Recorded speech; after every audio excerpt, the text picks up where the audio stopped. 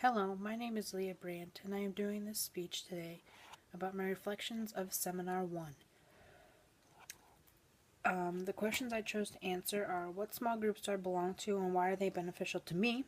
Most effective method of communication within a group and why is it effective? And what group role am I most effective? First of all, what small groups do I belong to? I would have to say family, because they're a group that's pretty much crucial to anyone's life, I would say. My family is beneficial to me because they've been there to help me through all kinds of issues I've had and move forward with just life.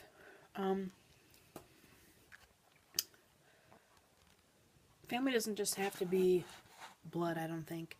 I can say family could be my boyfriend or even very close friends.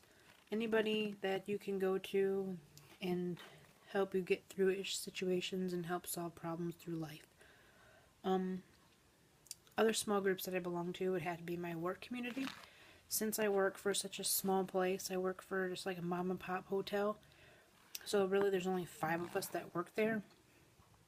So we pretty much can talk to each other on a pretty personable level, and it's pretty nice because they know me on a personal level and I know them on a personal level, and we can just get the job done. I think small groups are, personally, I think small groups are a lot more beneficial than these big corporations, but that just might be me because that's all I've been around is these small groups. I've never been introduced to big groups or had to take any part in a big group. I would have to say the most effective form of communication would be face-to-face. I think face-to-face communication, I don't know how to say it.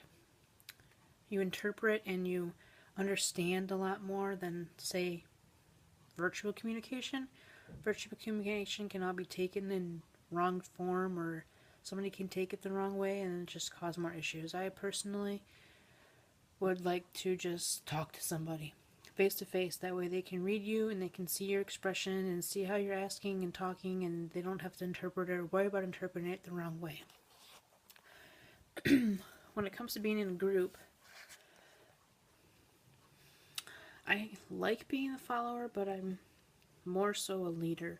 I find it being a leader that I can lead, but I don't like being totally in charge. I'm always worried about hurting somebody or not getting somebody's needs met or not listening to somebody's opinion or whatnot. I'd rather be a follower. That way I can put in my 2 cents, but I don't have to be held responsible for everything. So far in this class, it's made me a lot more aware of the different types of groups and communication and why communication is so important, and I hope to, as we go forward, continue to see different types of communication and be aware of the different types of communication and why we need all these different types of communication.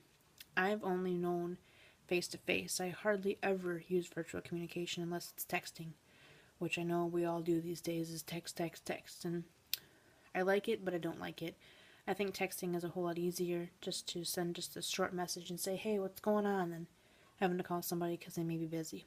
Anyways, small groups, I believe, are the way to go, and that's the way that I would prefer to work. Small groups, I think, get more done.